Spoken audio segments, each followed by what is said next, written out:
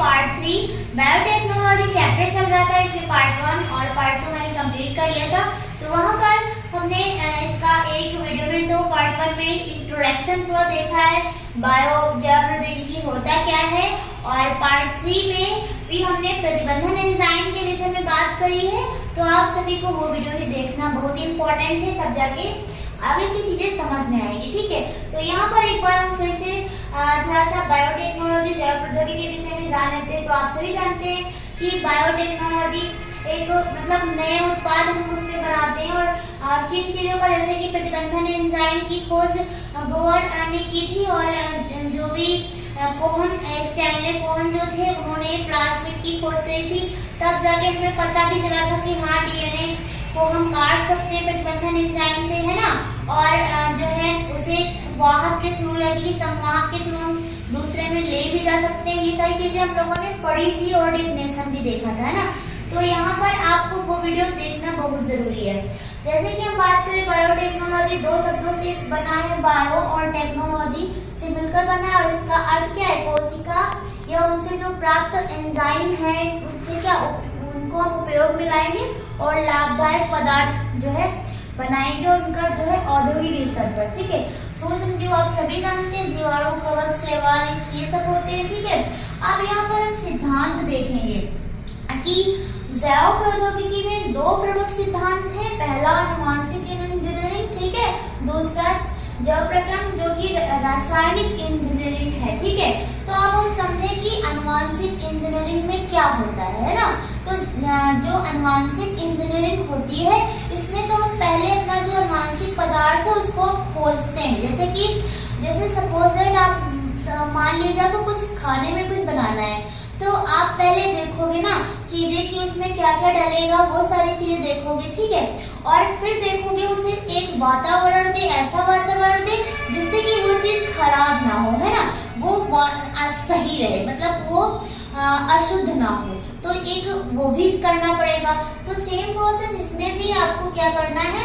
आनुवांशिक इंजीनियरिंग में क्या होता है कि हम लोग क्या करते हैं, जो चीजें हैं, जैसे कि जो भी मतलब रहेगा कि हम जो हमें चीजें चाहिए रहेंगी, जैसे कि पदार्थों को पहले खोजेंगे, फिर जीन क्लोनिंग होगी। अब ये क्लोनिंग क्या होता है, मतलब जैसे कि डीएनए है, तो डीएनए को पता लगा, फिर उसकी जो संख्या में जो बढ़ोतरी होगी वो संख्या को बढ़ाएगा।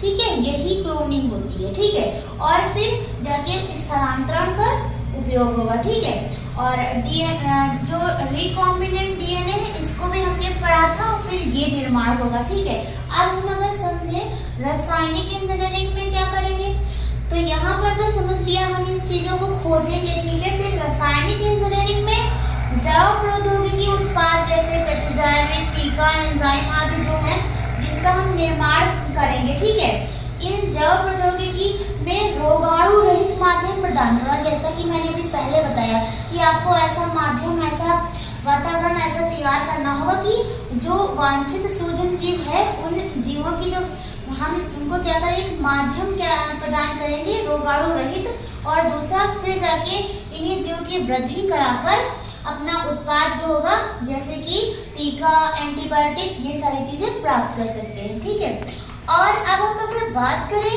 कि जो डीएनए होता है ये अपना प्रतिकृति जब मतलब ये इसमें एक क्षमता होती है स्वर्दगुणन की, लेकिन मतलब जैसे कि मैंने बताया कि जीन क्लोनिंग, तो ये होता कैसे है ना।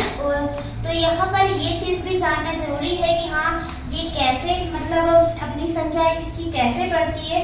तो एक भाग होता है, ठीक है, डीएनए में क्या रहेगा, एक भाग है ओरिजिन ऑफ रेप्लिकेशन। यहाँ पर डीएनए क्या होता है, अगर इसे आप क्या करोगे, डीएनए जब परपोसी में डाला जाता है तो ये जीनोम पे, जहाँ पर जैसे कि सपोज ये पार्ट अगर यहाँ है तो आपको यहीं पे मतलब यहाँ पड़ेगा, तब जाके क्या होगा, जब दूसरे में स्थानांतरण करोगे तब जाके ये क्या करता है, जीनोम पे जब डलेगा तभी अपनी संख्या बढ़ाएगा। ठीक है, जहाँ पर ये चीज होनी चाहिए, है ना, और ऐसे ये होना चाहिए, तब जाके ये संख्या बढ़ाएगा, और तभी जाके क्या होगा, पीढ़ी दर पीढ़ी लक्षण दिखाई देंगे, और इसी चीज को हम कहते हैं जीन क्लोनिंग, है ना। और ये तो आप सभी, ये तो मैंने पहले ही बताया, डीएनए के 100 गुणन की क्षमता होती है, ठीक। अगर यहाँ पर हम इसे फिर से ये जो आपने समझा होगा कि हमने बताया पहला कि क्या होता है, ये जीवाणु का नाम है, जैसे कि बताया था हीमोफिलस इन्फ्लुएंजा, ये पहला वंश, दूसरा जाति का और ये प्रभेद, ठीक है, और ये रोमन संख्या के लिए है। तो ये हिंट टू प्रथम प्रतिबंधन एंजाइम, ये चीज आप समझ गए होंगे, ये क्या है, प्रथम प्रतिबंधन एंजाइम जो कि खोजा गया था और एक विशिष्ट क्रम पर ये जो है विशिष्ट क्रम पर ये कार्य करता है, ठीक है। तो चलिए आगे हम पढ़ते हैं। ये जो पैलिंड्रोमिक को समझना बहुत इंपॉर्टेंट है, ये हम मलयालम से ज्यादा बेहतर समझेंगे, ठीक है। तो जैसे कि आप देख रहे हैं मलयालम, इधर से भी देखेंगे मलयालम, क्या होता है कि आपको इधर से लिखो चाहे इधर से लिखो, क्या हो रहा है, सेम सेम जा रहा है, ठीक है।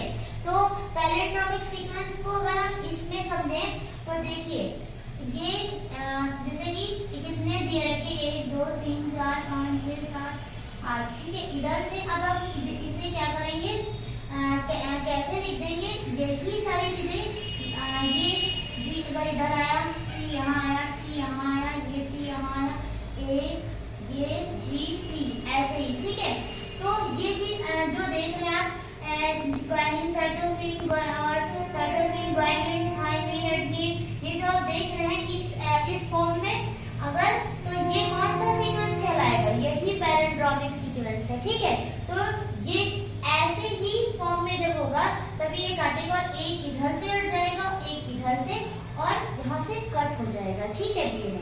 और यहाँ पर अगर हम बात करें इको ऑर्गन क्या है, ठीक है, तो ये इसका ये एस्चेरिचिया कोलाई, ये तो आप सभी जानते हैं एस्चेरिचिया कोलाई है ये, ठीक है, उससे ये प्राप्त किया जा रहा है। तो यहाँ पर भी वैसे ही होगा, ये भी एक जीवाणु है, तो एस्चेरिचिया क्या हो जाएगा, ये वंश हो जाएगा, और CO ये जो कोलाई है ये जाति हो जाएगी, और ये R जो कैपिटल से ये प्रभेद है, और ये रोमन को दर्शा रहा है, ठीक है। अब अगर हम बात करें यहाँ पर प्रतिबंधन एंजाइम कितने प्रकार के होते हैं, तो ये 2 प्रकार के होते हैं, ठीक है। ये कितने प्रकार के होते हैं, ये 2 प्रकार के होते हैं।